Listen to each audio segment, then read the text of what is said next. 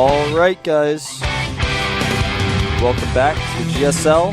I am Wolf, with me is Moltrap. We've got GuMiho versus Curious, game 3. Game number 3. We've got only one more chance for GuMiho. If he loses any of the next 3 games that he may potentially play, he's out. Yeah, man, it is all on the line now for GuMiho. Well, I guess I won't say all of it because some of it's on the line. You know, his shot at the finals is on the line. Of course, remember, if he does lose today, he's still going to be in the up and down matches. We're still going to have a solid shot at getting into Code S.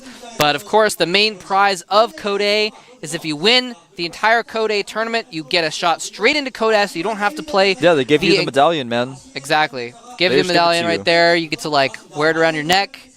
Get to go out and have some barbecue and celebrate with your teammates. And use the medallion as a coaster. You can do all sorts of things with that, man. You can do whatever you want with that medallion. You don't have to do the up and down matches. Up and down matches are actually even harder than they used to be now. Yeah. For players that come up from Code A. Like, it used to be like if you got in the up and down matches, you had a pretty good chance of getting into Code S. The old system made it hard for Code S players but easy for Code A players, so that it actually encouraged a lot of shifting, whereas the Code S players, if they lost any of the best of 3s and they were just in Code A, whereas the Code A player, if he won any of them, he was in Code S. Yeah. And it was a 2-chance thing, so. It's still difficult for Code S players to stay in. It's still difficult it's just more difficult, I think, for Code A players to get into Code S. And part of that is because now 2 of the spots for Code S are not even available in the up and down matches anymore. Yeah. Now it's only 6 spots in the up and down matches. One of the spots, of course, from the winner of Code A, and the other one from the winner of recent MLG. Whenever the season starts, the most recent MLG winner gets into Code S. Or if the winner already has Code S status, the next person under them that doesn't have Code S status. So that's why, for instance, Dongrigu was in Code S this season, even though he got only the round of 16 of Code A last season.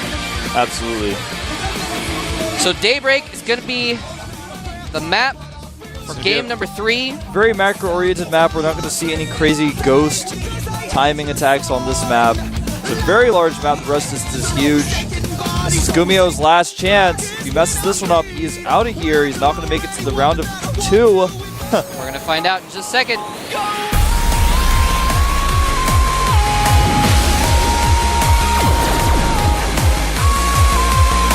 Round of 2. I like that, the round of 2. The round of 2, man. Otherwise known as the finals. And here is a guy who is 1 game away from not being in the finals. He really needs to bring his A game here. He needs to at least bring his A game if he wants to shut at Code S. There he is. Oh, got it up in the light blue. Spamming pretty hard there. And here's his Zerg opponent. He's up 2 games. He's been playing immaculately with his harassment. And that's really, I think, the story of both those games, is defending until he gets mutas, harassing like crazy until GuMiho gets sick of it and attacks, and then just trading and defending the attack while he trades. Yeah, like we were saying earlier when we first started talking about this broadcast today, is that GuMiho might actually do some weird stuff. He might actually go for early attacks. He might try some weird things because his goal here is winning. Like we were saying, most players at this stage want to just win and they want to play less passively. But on the other hand, Curious is actually still playing that old defensive, careful style here, and it's actually winning out for him. I'm still waiting for GuMiho to do something crazy. I'm just kidding. I don't know what you're talking about. The nuke rush was a little bit zany. It's cool to see though. It's a really neat build. Yeah, you can tell he practiced it quite a bit. Looks like we're gonna have the same openers basically from both players. GuMiho going for just the barracks wall off, and we're gonna see what he does after that. Of course. So of course, it's gonna be a 1 barracks expand. Yeah, probably. Curious again going for the hatch first, then getting his gas and then his spawning pool. Yeah, pretty common openings on this map. Yeah. A little bit surprising not to see a pool before gas on this map, but so sometimes it's a 2-player map. You never know. Well, it's pretty common to see a fast command center like this on the low ground because there is a secondary ramp. If you guys aren't familiar with this map, he did scout with a drone too, so he kind of knew what was coming. Sure. And Overlord might get caught over by GuMiho's base as this SCV scouts around. we're not going to get a shot of it, I don't think, but the Well, Overlord's okay anyway. Yeah, he hit over the high ground, hide up there. Sort of the cowardly Overlords hide, the ones that don't want to face danger.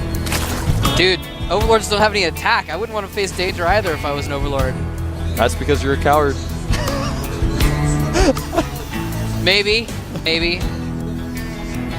It's okay. Do you expect the Overlords to just, like, sacrifice themselves, steer into battle? Well, if you don't know if your opponent has a command center or not, then yeah. He didn't check, man. Oh, he didn't? He doesn't see it. Oh. Well, he can assume because he did see that no gas was taken. Yeah. But what if it's a 6 barracks all in? What if he's playing against the little one? He was hiding 5 racks somewhere. It's possible, man. That Overlord's not going above and beyond the Call of Duty. That's true. He's a coward. You know what? He's doing. You're like not appreciating him, man. You're like saying that the people like on the wall of the castle aren't as brave as the people or what am I getting at? He's the guy behind the scenes. He's the guy providing food for the guys on the wall of the castle, you know? He's providing the supplies so the Zerglings can exist so that the whole army can battle on. Without him sitting there cowardly, the Zerg couldn't make more drones. Yeah, I mean, I guess so, Moltrap, but at the same time, this Overlord's role was a scout, man. He's like the high-ranking Overlord official. He's supposed to go and scout. He's not just like a regular Overlord that just sits in the corner all game and hopes to get shot by a Viking because his life is that boring, okay? This is a special Overlord. He's like manning one of the most important choke points of the entire game, man. He is gonna see when the enemy moves out, no matter which direction they go. That is a crucial Overlord right there. It's very crucial. It's true. Right. I won't deny it. Maybe we should stop arguing about the importance of the one Overlord. Well, I don't think we're arguing. We're just making funny jokes. That's what we do. That's what we do here at the GSL. Make funny jokes. The starport is finishing up here, and he's got a tech lab waiting for it, so we're going to see some Banshee play. Something that GuMiho is known for, especially Cloak Banshees, and based on how much gas he's got stored up, I think we may end up seeing Cloak here. Not researching it immediately, making a Banshee first. He does have the money for Cloak. Looks like he's not going to be getting it. He would have gotten it now. Yeah.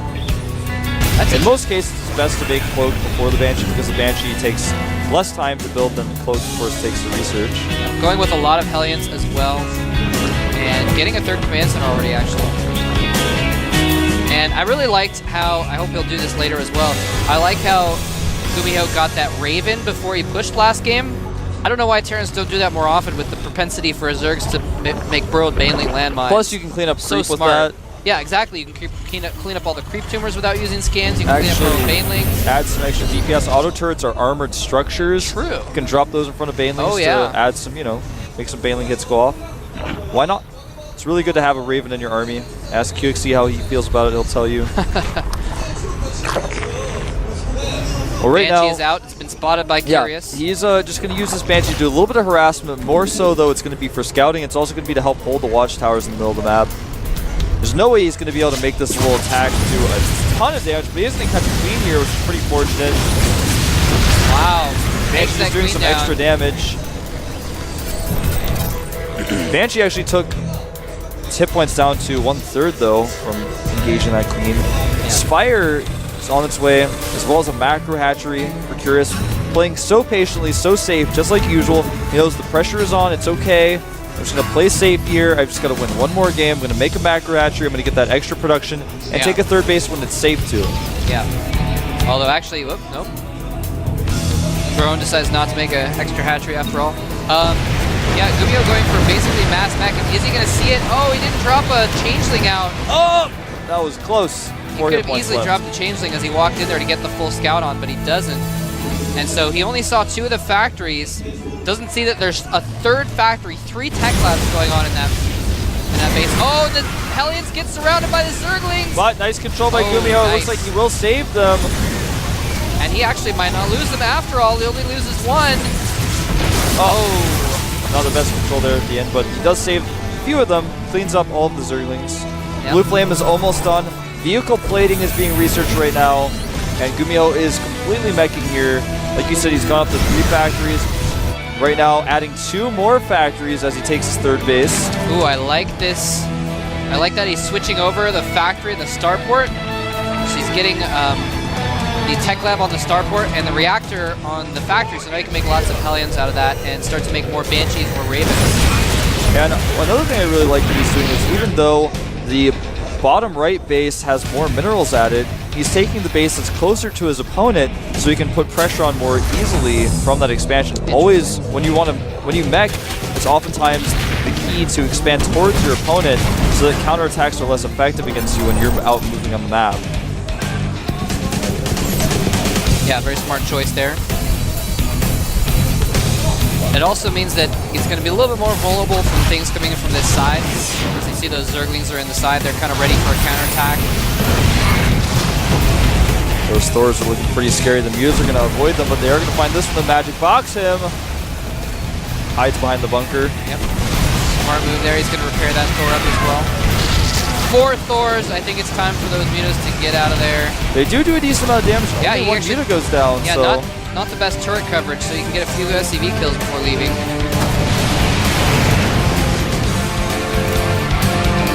And third base is up and mining now. Again, it has less minerals, but it's closer to his opponent's base, so when he moves out to put some pressure on with his mech units, it's going to be okay. He's getting high-sec auto-tracking right now for his missile turrets, making 5 Hellions and 2 Thors constantly at a time here. Has made a Viking as well to go and hunt Overlords. No more Banshees or Ravens, though. Just going mass Thor here, not even going for the siege tanks.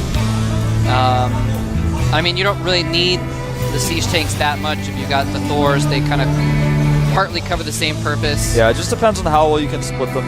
Splitting Thors actually is somewhat important in certain situations. Yeah, we saw Nada's Thor usage in the GSL not work out as well because he didn't split them. Banelings killed him so quickly. And a lot of damage being done to these Mutas here, and he's actually trying to magic box these Thors, but so much damage is being done. Oh, he actually might kill one of the Thors, though. He does. Does kill one Thor and actually gets out with very few losses. Takes a lot of damage, but doesn't lose very many actual Mutas. Yeah, he needs to. He can't use those Mutas for a little while, though, because he does need to let them regenerate some of their health. Most of them are going to die in another Thor hit. Oh, Hellions coming in. They've got the blue flame upgrade and actually +1, which makes them double hit workers, but he gets trapped. And he's going to be able to fall back. Doing a lot of damage as he retreats as well. And we will finally. We actually have a situation where, you know, we talk about like, okay, well, in some situations it's still going to work out okay, despite the fact that the Hellions have lower damage with the blue flame upgrade. With +1 ground weapon, does he? He has the +1 weapons, right? No, yeah. He only has +1. Oh, never mind. Okay, I thought he had +1 weapons. Never mind. Take it all back. But if a Hellion has blue flame and +1 weapons, it will still 2-hit drones. That's all I was getting at, I guess. I really like that he's actually going for armor here. He's actually getting +2 plating right now and continuing to produce Thors because Thors have so much armor already. But when you add that extra armor, they just do so well, and the Zerglings just are so insignificant against them. Yeah, especially because Zerglings are kind of like one of the counters to Hellions. I mean, not to Hellions, to Thors. Uh-oh, these Hellions at the north. Oh, wow. That's just so many Hellions, it doesn't even make sense. He's going to kill everything. The Queen, these are dying injections, like, well, I guess this is all I can do. Now, at this point, I'm a little bit surprised that we haven't seen a switch by Curious into Roaches. Roaches, of course, work pretty well against Thors. Yeah, because they're cost efficient against Thors. It's basically the only thing I have to say. I mean, he's not going to be able to make Mutas or Zerglings or Banelings work against these Thors very well, especially with +2 armor. And the other thing is that most of that army is Hellions, and Roaches just do so good against Hellions. He's got Infestors out. He does not have Neural Parasites, so he's just going to be able to fungal Hellions. It's going to do a little bit of extra damage to mech. Ooh, trying to do some Baneling aggression here, but GuMiho spotted that. Didn't fall for it. But yeah, the Infestors are not going to be very useful without Neural Parasite. He can fungal Hellions and catch those, but against the Thors, it's not going to be too significant. I mean, it can certainly help slow down the attack. Yep, well, he's deciding to spend most of his gas on Broodlords instead. He's getting some Corruptors out. The Greater Spire is going to finish in less than a minute or so. Yeah, he needs that finisher. Oh, man. That is actually not appropriate for children to see. That was harsh, man. So many Zerglings died in each of those volleys. It was disgusting. And now the Thors are marching up the ramp. The Hellions need to get over to support them. They're all in a huge clump, though, and there are a decent amount of Banelings here. If he loses his army even one time, going to give Curious a great position. Now he bungles these Thors. And the Greater Spire finishes. He needs to get those Broodlords morphing right now. He really needs those Broodlords. He's starting them. He's got 6 on the way. But GuMiho is not waiting, man. He's right on top of his base. And he does bungle some of the Hellions. He's actually going to kill... Oh! Some of those Hellions are so close to death. If he gets one more fungal or a few Baneling hits, he can kill them off. But in the meantime, they're doing lots of damage here. Broodlords are about to finish morphing. The Vikings are in play. I don't know if he has anything to deal with these couple Vikings. Here come the Banelings coming in. All the injured Hellions die before the Siege Tanks can clean up. And the Siege Tanks are doing a decent amount of damage, but now the Thors, aren't there enough? Looks like the Vikings and the Thors combined will just barely be enough to clean up these Broodlords, and I think Curious is in a lot of trouble. I'm not sure what his next answer is going to be. He's making a ton of Zerlies right now, but there's still Hellions in here, and Thors even alone do a decent amount of damage to Zerlies, and they have +2 armor. Yeah, they are soaking up so much damage. Looks like he might actually kill 2 of the Thors. Yes, and maybe a third. The Zerglings might be the heroes of this game, coming at the last moment to clean up the Hellions. Sorry, clean up the Thors and the Siege Tanks. But remember, there are still a lot of Hellions here, and the Zerlings are now bunching up. And the Vikings actually continue to go to work, damaging these Overlords. Drones coming off the line here, some SCVs poised to repair, and more Zerlings coming here. The Infestors, though, are out. They're bungling everything. It looks like Curious might just be able to hold this. Again, though, still continue to lose Overlords. He's actually about to become supply blocked here. Infested Terrans dropping. Looks like he is definitely going to be able to hold this. Whoa, just barely. Infested Terrans trying to kill off that tank. I don't know, more tanks coming in, man. He just doesn't have the production right now. He just doesn't, and he's actually supply blocked. He has to make more Overlords. There's 7 Overlords in production right now. He lost his Baneling nest, so he's not able to make Banelings right now until another one pops up in a second. And yeah, he's totally supply blocked. He actually panicked and made 11 so many Overlords. drones are about to die at the natural. They're right below that hatchery. You guys can get a shot of it. They're in danger. There's more drones in the main that are in danger. Oh yeah, everything's gonna die. Those drones are gonna be breakfast for the drivers of those tanks because they're getting roasted. And I think this might be it for Curious. GuMiho might be able to come back into this, but 24 Mutalisks are on the way. Yeah, those 24 Mutalisks could theoretically clean this up. Yeah, those 24 Mutalisks will absolutely clean this up, but he's still lost so much. And more Thors have been made back at the main base. He's continuing to produce those. Yeah, and the Vikings will be cleaned up at the very least. The tanks are trying to get out of there. But there's just so much stuff that it's going to be a while for those Mutalisks to clean everything. The Hellions are trying to target down the Spire, but that's not going to work. It just has too many hit points. 3 Thors at a time on the way here, and here come the Mutas, though. Those turrets are not finished in time, not even close.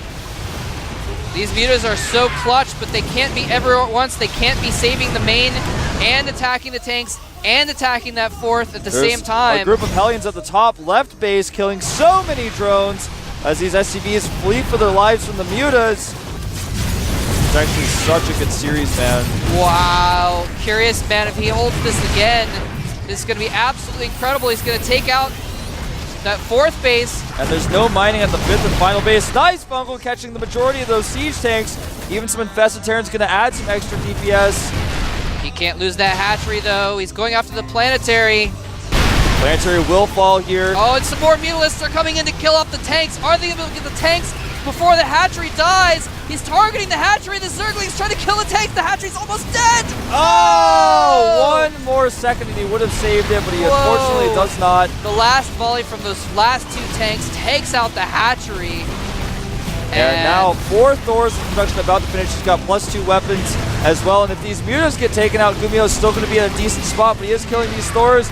And here come the Thors down the ramp. It looks like GuMiho, despite being 40 supply down, might be in a decent spot here. Right now it's 42 drones to 23 SCVs, 7 Zerlies, and 25 Mutas, 3 Hellions, 4 Thors, and 3 Marines out for GuMiho. This is ridiculous. Curious, somehow, in the midst of being attacked by mass siege tanks and Thors, killed off the 4th and 3rd bases of GuMiho, and then also defended against mass tanks. Those Mutas were so clutch. That was a really good decision. And I mean, he just had so much money in the bank that he's like, all right, Part of it may have just been, I don't actually have any other buildings. And here he goes in for another attack, though. Magic boxing these Thors. These Thors have 2/2 upgrades, though, and they are actually holding on. I don't know if that's the best idea to fight with just mutas. He's going to try to make this work. Another turret finishing as well, doing some extra damage. He has the turret upgrade, and these Thors look like they're not going to hold this muta attack, and I think this might be it for GuMiho because he just does not have enough money to continue to produce these units. Yep, that one turret is not quite. He can't hold this base. Nice micro on those videos. The turrets, remember, have high sec auto tracking, so that's why they're able to do a little bit of extra there. Right now, the income is very similar for these guys, about 800 minerals per minute for Curious to about 700 minerals per minute for GuMiho. And trying to take out some of these drones. Oh, getting a few of those. Both players doing everything they can here to win this game. It's such a close game. It's down to the wire. But I think with sheer numbers, I think Curious is going to win this one. I think Curious is barely going to take this. Such amazing defense by Curious. Absolutely ridiculous. This guy is so good at StarCraft. And oh, he might get these mules. They're pretty low anyway. But and just, the turret. GG. Just for the capping stone on that one. GG. Curious takes out GuMiho 3-0. 3-0. Not what I expected, to be honest. No, definitely not. Curious is just on another level. That was just amazing. That was ridiculous. Just so patient and knows exactly what to do in these tough, weird situations. GuMiho looking a little bit disappointed. Oh, he's giving me a little back rub. But today is not over for FXO because up next you've got FXO Oz playing against Sage. Now you have a little bit of a conundrum here, Wolf, don't you? Because you were talking to Oz before and he's like, hey man, why were you keep saying that I was going to lose? You kept thinking I was going to lose. So now you might want to like cheer on your teammate and say he's going to win, but every time you said he was going to lose, he won. So you might want to actually continue to cheer to say he's not going to win so that he won't be jinxed.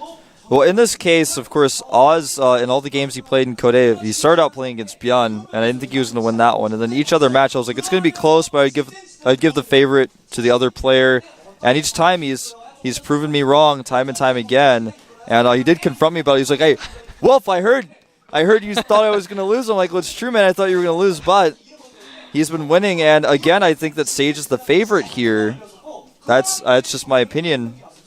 And it's almost like certain that it's fact. It's like, it's actually he's just the favorite. That's just a factual statement. Well, he is a favorite. He is the favorite. But if the trend continues, if the curse continues, Oz may win again. Sage, it's true. Sage has been hyped up a lot. And he's been playing very good. I don't know if he's quite like the best Protoss ever just yet. Like, he hasn't quite proven that to me. A lot of people, that's like what the hype is saying, is like, oh, he's the next Protoss Bone Draw. He's going to beat everyone. He's going to win Codes next season and all this stuff. I haven't quite seen that from him yet. So I'm not going to say that he's like definitely going to win against Oz because Oz has been playing a lot better than, than I would say than expected this season. Well, Oz did beat JYP in a PvP, and that's saying a lot. Exactly. So, he's obviously prepared specific builds for this. And we're going to see how it goes. Yep. Sage also is not been doing too well against Protoss players lately. He's actually like 3-7 his last 10 games against Protoss. He's lost his last 5. Yeah, he lost to Something Genius. Like that. He made too many Immortals in that game on Crossfire. Immortals are bad in PvP, man. I watched that game, and I could just know. I was watching it on the Korean stream, and I just watched it, and I was like, I bet our toast is going crazy right now, but I'm like, this game is really silly. It was a fun game, though. It was a fun game Double to watch. Immortal drop. That was pretty cool. And then, like, he put Stalkers in the Warp Prism, and you try to use the Warp Prism to catch the Warp Prism, to use the Stalkers to kill Warp Prism, but then he dropped the Immortals out to kill the Stalkers that were killing the Warp Prism. Go back and watch that VOD. It was awesome. It was the final awesome game. was pretty awesome. But yeah, so Sage, I think, has been hyped up to be kind of the favorite here, but I think Oz definitely... I think Sage is the fan favorite, but I think Oz can definitely... He can definitely pull a win out here. He's done it before. He's surprised me time and time again. Yeah. And might be able to get to that finals and possibly have a shot at a Codes spot. Yeah, he did lose to Genius, as you mentioned, and he also recently in an iCup tournament lost. Got 0-3'd by Yonghua. So I don't know, man. He did beat, I think he beat Core, who's an okay Protoss player He's as okay. well. But he's got some proving to do. Anyway, we're going to take a 5-minute break. Don't go anywhere. The next PvP is going to be awesome. We'll see you in a few.